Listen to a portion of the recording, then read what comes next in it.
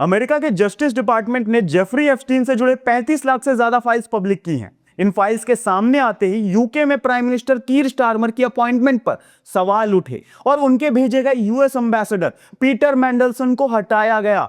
Norway में crown princess मेटे merit का नाम डॉक्यूमेंट्स में सामने आया। स्वीडन में यूएन रेफ्यूजी सिस्टम से जुड़ी सीनियर ऑफिशियल जोना रेबिन्स्टन ने रिजाइन किया। फ्रांस में फॉरेन मिनिस्टर जैक लैंग के एप्स्टीन लिंक्स की जांच शुरू हुई। यानी ये कुछ देशों की कहानी नहीं है, ये सीधे इंटरनेशनल पावर नेटवर्क की कहानी है, नामों के साथ। अब यहीं से ये वीडियो पूरी तरह भारत की कहानी बन जाता है, क्योंकि उन्हीं एप्स्टीन फाइल्स में भारत से जुड़े 3 नाम सीधे सामने आते हैं। अनिल अंबानी, हरदीप सिंह पुरी और दीपक चोपड़ा। ये 3 नाम भारत में 3 अलग अलग ताकतों का चेहरा हैं, पैसा, सत्ता और इन्फ्लुएंस। एक बात बिल्कुल साफ कर लेते हैं, सिर्फ किसी फाइल में नाम आ जाने से अपने आप क्राइम साबित नहीं होता, लेकिन जब बात officially released files, emails, messages, dates और मीटिंग्स की हो तो लोकतंत्र में चुप्पी एक्सेप्टेबल नहीं होती। जेफरी एप्स्टीन कोई छोटा क्रिमिनल नहीं था। वो 2005 से माइनर गर्ल्स के सेक्सुअल अब्यूज और ट्रैफिकिंग के आरोपों से घिरा हुआ था। 2008 में कन्विक्शन के बाद भी उसे सिर्फ 13 महीने ही जेल हुई,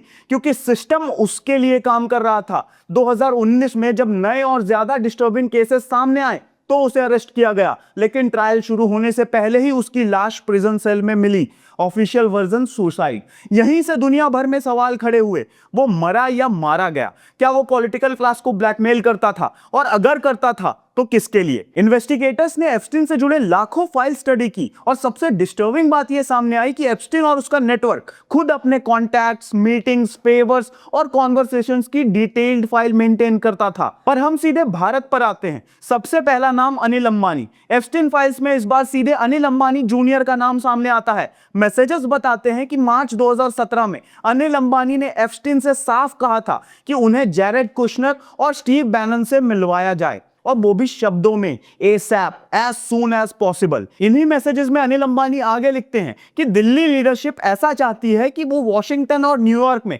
कनेक्शंस डेवलप करे। अब टाइमलाइन समझिए, ये वही समय था जब जून 2017 में प्राइम मिनिस्टर मोदी की यूएस विजिट की प्रिपरेशंस चल रही थी। मैसेजेस में साफ लिखा है कि अनिल अंबानी उस समय दिल्ली में थे और लीडरशिप चाहती थी कि एप्स्टीन हेल्प करे, क्योंकि एप्स्टीन एक जाना माना फिक्सर और नेटवर्कर था। डॉक्यूमेंट्स के मुताबिक 23 मई 2019 सुबह 9:25 पर अनिल अंबानी और एप्स्टीन की मीटिंग होती है। उसके तुरंत बाद एप्स्टीन स्टीव बैनन को मैसेज करता है और लिखता है कि उसकी मुलाकात प्राइम मिनिस्टर मोदी के पर्सनल पर्सन से हुई है, और उस व्यक्ति ने कंप्लेन किया है कि no one in Washington is speaking to him. Files ये भी दिखाते हैं कि 2017 से 2019 तक, एप्स्टीन की मौत से कुछ महीने पहले तक, अनिल अंबानी और एप्स्टीन के बीच क्लोज रिलेशनशिप और रेगुलर कॉन्टैक्ट बना हुआ था।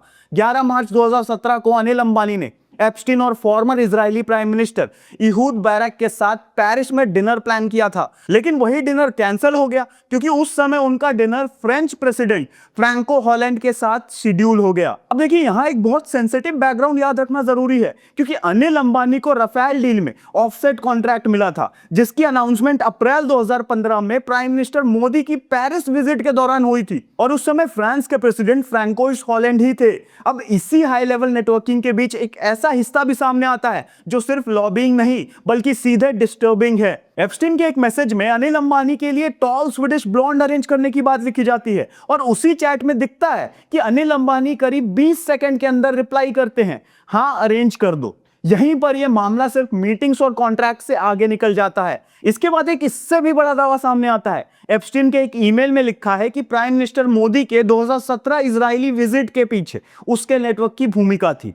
इजराइल विजिट के बाद एप्स्टीन एक अनआइडेंटिफाइड व्यक्ति को ईमेल करता है और लिखता है, Indian prime minister Modi took advice and danced and sang in Israel for the benefit of US president. They had met a few weeks ago.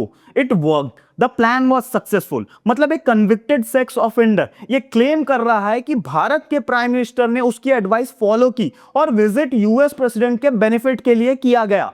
अगर यह दावा सच है तो यह सिर्फ एम्बैरसिंग नहीं है, यह भारत की फॉरेन पॉलिसी की क्रेडिबिलिटी पर सीधा सवाल है। एक्सटर्नल अफेयर्स मिनिस्ट्री ने इन क्लेम्स को डिसमिस करते हुए यह कहा कि ये trash rumours of a convicted criminal है। अब इस पर बीजेपी ने भी यही कह दिया कि इन मैसेजेस का सरकार से कोई कनेक्शन नहीं है। लेकिन कांग्रेस लगातार प्राइम मिनिस्टर मोदी से डायरेक्ट जवाब मांग रही है। और जरा सोचिए, अगर यही खुलासा उस समय होता जब बीजेपी ऑपोजिशन में होती और नाम किसी कांग्रेस प्राइम मिनिस्टर का होता, तो देश में क्या होता।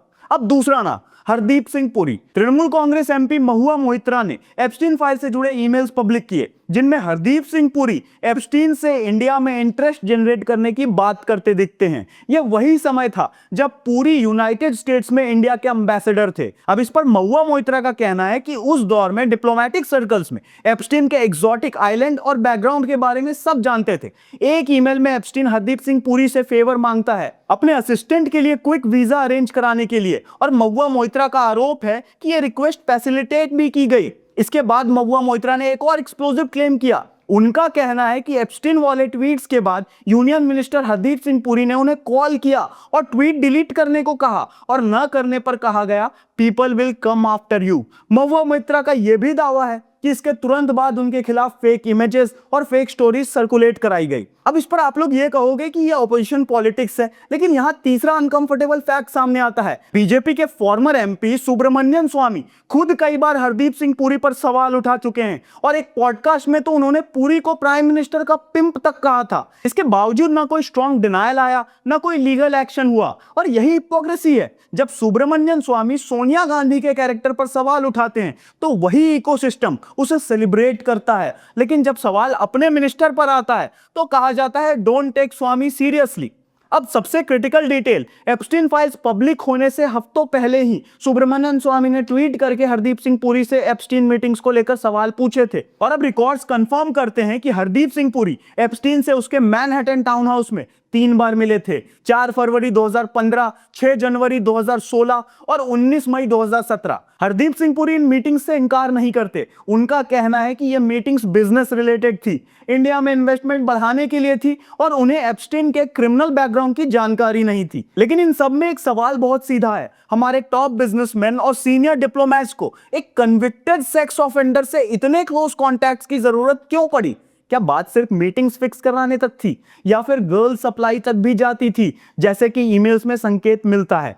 अब तीसरा ना, दीपक चोपड़ा। ये पॉलिटिशियन नहीं है, ये बिजनेसमैन नहीं है, बल्कि भारत से जुड़े ग्लोबल स्पिरिचुअल इन्फ्लुएंस इंडस्ट्री का सबसे बड़ा चेहरा माना जाता है। एप्स्टीन फाइल्स में दीपक चोपड़ा और जेफरी एप्स्टीन के बीच डायरेक्ट चैट्स और ईमेल सामने आए हैं। इन कॉन्वर्सेशंस में गॉड और रियलिटी पर बातचीत हुई, और उसी फ्लो में क्यूट गर्ल्स और पर्सनल टोन वाली बातें भी सामने आई। ये कोई वन टाइम फॉर्मल इंटरेक्शन नहीं था, बल्कि रेगुलर और पर्सनल कॉन्वर्सेशंस थी। रिकॉर्ड सामने आने के बाद दीपक चोपड़ा ने कुछ बातों के लिए तो माफी मांगी, लेकिन उनका दावा है कि एप्स्टीन के क्रिमिनल कंडक्ट से उनका कोई लेना देना नहीं था। सवाल फिर वही है, जब आपको पता है कि सामने वाला 2008 से कन्विक्टेड सेक्स ऑफेंडर है, तो आप उसके साथ पर्सनल और फ्रेंडली कॉन्वर्सेशन क्यों मेंटेन कर रहे हैं? अब इस पूरे मामले का पॉलिटिकल फॉलआउट भी भारत में शुरू हो चुका है। आपके संजय सिंह ने आरोप लगाया है कि प्राइम मिनिस्टर मोदी अपने नाम को एप्स्टीन फाइल से बचाने के लिए देश के इंटरेस्ट से कॉम्प्रोमाइज कर रहे हैं। उन्होंने फार्म सेक्टर का एग्जाम्पल देते हुए कहा कि अमेरिकन सोयाबीन इंपोर्ट से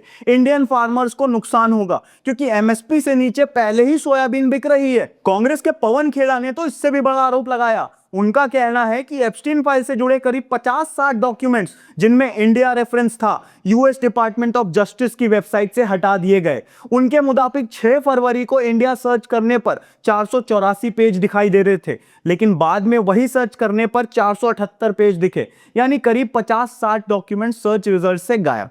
उनका दावा यह है कि रिमूवल्स इंडिया यूएस डील के बाद हुआ, और इन्हीं सब के बीच राहुल गांधी संसद में खड़े होकर बोल रहे थे कि प्राइम मिनिस्टर मोदी कॉम्प्रोमाइज्ड हो चुके हैं, और देश को यह जानने का हक है कि किन हालात में यह डील साइन हुई है। और इन्हीं सब के बीच मीडिया और बीजेपी दोनों राहुल गांधी का लगातार मजाक बनाते हैं, और यहीं पर भारत की असली तस्वीर सामने आती है। यहां सवाल उठाने पर इन्वेस्टिगेशन नहीं होता, यहां सवाल उठाने पर कैरेक्टर असैसिनेशन होता है, यहां सवाल उठाने पर एफआईआर होती है, यहां सवाल उठाने पर आईटी सेल एक्टिवेट होता है। आज देश के सामने डॉक्यूमेंट्स हैं, ईमेल्स हैं, मैसेजेस हैं, डेट्स हैं और मीटिंग्स हैं, लेकिन जवाब देने वाला कोई नहीं है। अगर आज कन्विक्टेड सेक्स ऑफेंडर के साथ मिनिस्टर्स और बिलियनियर्स के क्लोज कॉन्टैक्ट सामने आ रहे हैं, अगर फॉरेन विजिट्स को लेकर सीरियस क्लेम सामने आ रहे हैं और अगर वीजा फेवर और प्रेशर कॉल आउट्स के आरोप सामने आ रहे हैं, तो ये गॉसिप नहीं है, ये सीधे नेशनल इंटरेस्ट का मामला है। और यही सबसे डेंजरस हिस्सा है, क्योंकि आज भारत में स्कैंडल से ज्यादा खतरनाक है साइलेंस। आज यूरोप या अमेरिका में क्या हुआ वो सेकेंडरी है, प्राइमरी सवाल सिर्फ भारत का है। क्या इस देश में कभी पावर के ऊपर सवाल खड़ा होगा?